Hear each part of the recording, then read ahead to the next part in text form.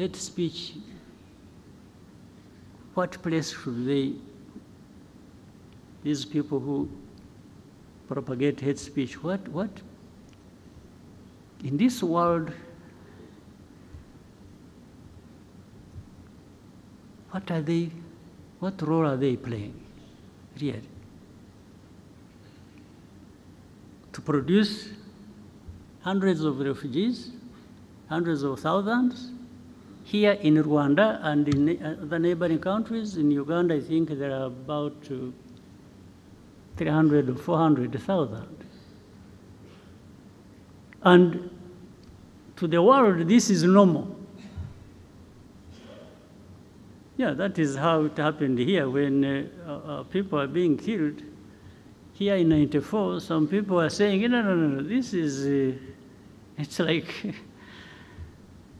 these are the savages of Africa killing each other. Some people are saying that.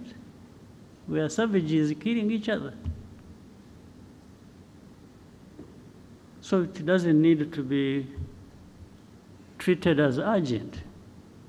So even having 100,000 refugees and others crossing, every day there are people crossing, by the way, from Eastern Congo to Rwanda. This is normal. If they have to talk about any people at all, it is maybe displaced. Displaced, yeah, they can talk about, meaning those who are still in Eastern Congo, but displaced, maybe there is sympathy for those, a little bit. Those who are being forced, by the way, forced to cross the border and come here as refugees, to create a situation that in the end will find justification and may be accepted that actually those people should live there.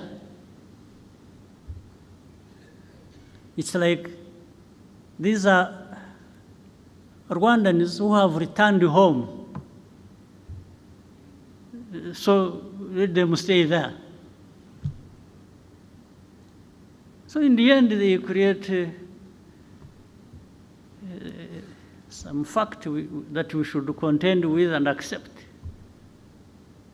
Really? Well, if it wasn't for that we act reasonably, that we respect norms, international norms and laws and everything, and painfully accept this mess that is being created and hopefully waiting for some of those powerful people to address this matter. Maybe it would be right to actually create a situation where we push them back and those responsible should protect them. But so among those refugees, there are those who have been here for the last 22, now 23 years in a refugee camp.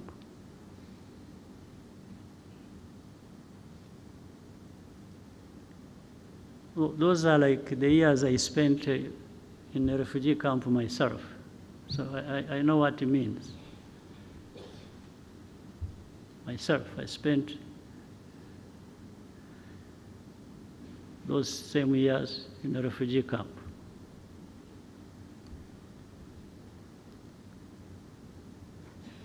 So who is in charge of what?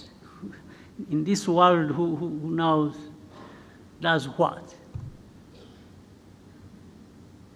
Now there comes the Eastern Congo conflict as such. One, you try to do some research, do some inquiries, you do some intelligence, Rwanda did not in any way create this war that is happening in Eastern Congo. For me, I'm giving you a fact. Go and investigate and prove me wrong. Rwanda never got involved in starting this fighting that has happened in Eastern Congo. But with time, there has been an effort to actually make it our war. That we are the ones who started it. Over time, this is what has happened. Now, using what? If you see the combination of hate speech and the displacement of these people, you come to understand what actually was behind it. Maybe somebody thought they were being smart, and they thought that was the way to end the M23 problem, which was there in 2012, because there is ethnic cleansing, pushing these Tutsis to Rwanda, to belong there because that's where they belong. And Kagame is a Tutsi, he's the president of Rwanda. Let them go and join their president. This is what is behind it. One time we had a meeting and we were having an argument with the leaders. And of course, there was a contradiction in some of these people's argument. I asked specifically, I said, and that's that one responsible for Congo. I said, we are not going to address anything unless you come out clearly to tell us facts about this situation. I asked him, I said, are these people in M23 Congolese or not? And he said to me, and there were other leaders in the meeting, that absolutely, these are Congolese. Then he came out to say that he has in fact even openly talked about it. I think when he was in the US or UK, I don't remember what he said, that he came out and said it. So he was confirming that these are Congolese. I said, fine. So how do they become our problem? How do they become Rwanda's problem? I also asked him, I said, do you know when these people, the group that started this fighting, do you know where they came from?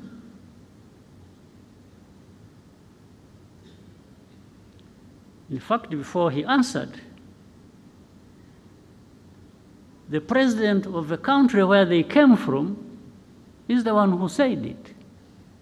He said, yeah, no, actually they came from, this man refused to solve their problems, and they decided to cross the border and go back where they belong.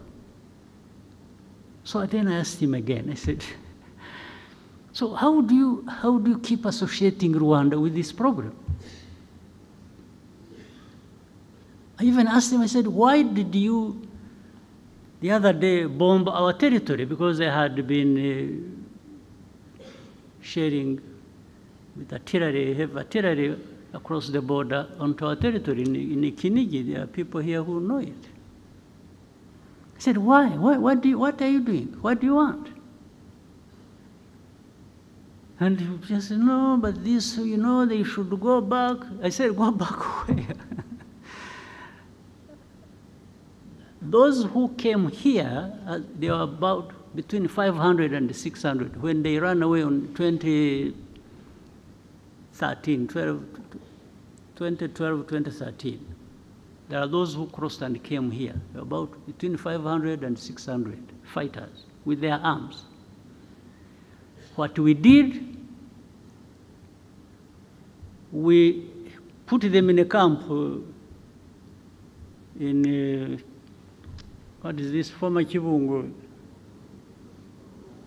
Ngoma areas. That's why we put them as refugees.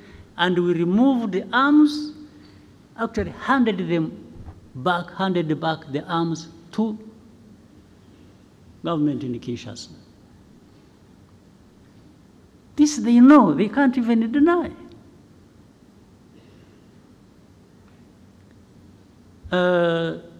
They said they had wanted to solve the problem politically. They invited some of the leaders of this group, took them to Kinshasa, that they were wanted to talk to them and resolve the problem. These people, the leaders of this group, went to Kinshasa. They are put in a hotel, spent 5 months without seeing anybody to talk to them until they left. Of course, they left heavy bills behind in the hotel. Nothing else. Now, but when you see, then you would see you saw in the statements of different organizations and so, blaming Rwanda for M23 conflict in Eastern Congo. I cannot tell you the reasons exactly why that would be happening. Now, but I would ask people so. You may associate us with M23. You may blame us for everything, M23. What do you say about FDLR that is in Eastern Congo for the last 30 years, more or less? I thought even the forces, the UN forces that were put in Eastern Congo or in Congo were put there to actually address this problem and maybe other problems, but this one was the main one. But you've been there for decades. It has been so costly, but the problem is still there. And then some of them tried. The government said, no, they are not there, you know, we don't have FDLR, and then we would give them names. But these are the leaders, 1, 2, so and so and so and so and so. They are in this location. In fact, I one time told the president of DRC, no. I said, you don't know that these people are there in this place, that place, and they've been even manning roadblocks and they collect taxes. He says, so he remembered. he remembered that has been happening. So I said, so what are we talking about? You have FDLR who have taken over territories in Eastern Congo and are collecting taxes, and you are telling me they are not there? So anyway, when all this came to some point, and this war was raging, and this time it turned into where the government in Kinshasa wanted to, they mobilized the people, they thought they would now throw M23, push them into Rwanda. And this still remains, by the way, the aim. This is the goal. So I told our friends, these powerful friends of ours, I've even said it publicly, when it comes to defending this country that has suffered for so long and nobody came to the help, I don't need permission from anybody.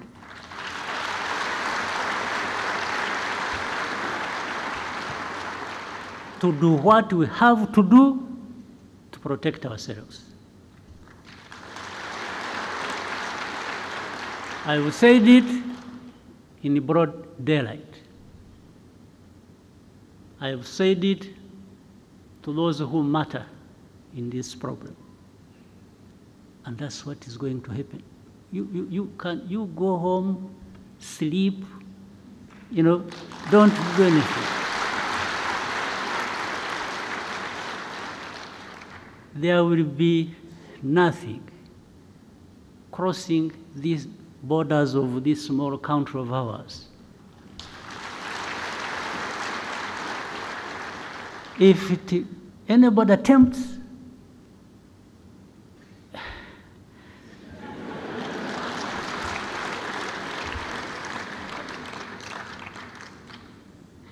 so ntimugatinye ibitumbaraye.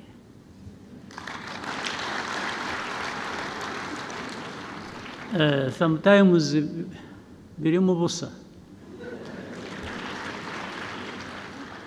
Haba harimo umwuka.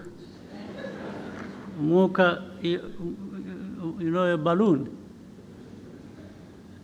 A balloon, you need a needle. Just ibyari birimo ukayoberwaho bigiye. Ntimugatinye ibitumbaraye. And I'm saying this, not only that. Ikindi nuko, where we have been, 30 years ago, there is nothing worse that can happen to us.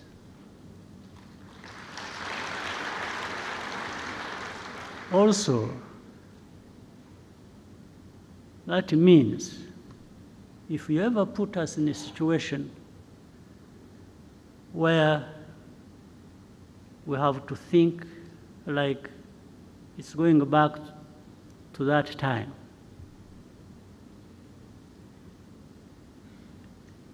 then we have nothing to lose. We will fight like people have nothing to lose. And somebody will pay the price other than ourselves.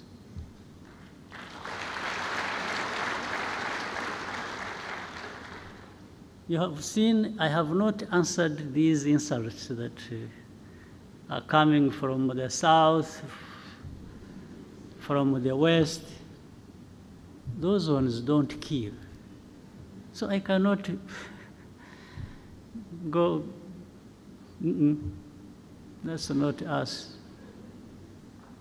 But they learn something with time. They learn something that they made a big mistake. Absolutely, a big mistake. That's why I was telling the young people, happily who seem to be like in those years when we were still young. I've seen our young people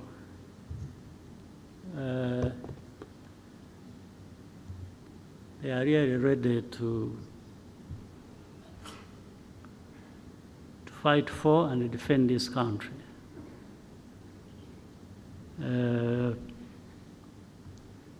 But we don't provoke any situation. We don't, in fact, we've even refused to be provoked. We are provoked and we ignore it for as long as it hasn't crossed a certain line. But the rest, these are just words, people talking and here and there, blaming us for everything and making us carry our own burden, but also other people's burden. No, we carry our own burden. We know our burden we have to carry, but making me carry somebody else's burden is going to be a problem. It's really going to be a problem. It won't happen. So, for the defense of this country, when we are right, when we are attacked, I don't ask anybody's permission, not at all.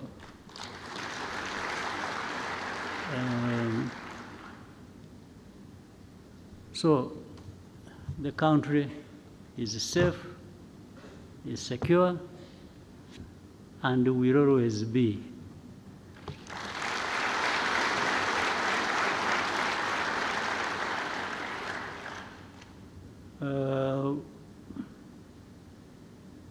Those who are excited and because I'm told what you see happening in the West and then in the South, they are busy collecting the other poor Rwandans who went out making noise, and they are trying to turn them into some leaders in the future of this country. I'm not sure. I'm not sure because some of them either will be brought here by those people who are sent away. They will get tired of them and sent, or I will go and collect them and bring them home and tell them how they were mistaken to live in the first place. So, Prime Minister, I think you have had enough time to write your speech. So I think I'm going to invite you to. So I wish you a good year. I wish you happy life and many years ahead. So, asanteni sana.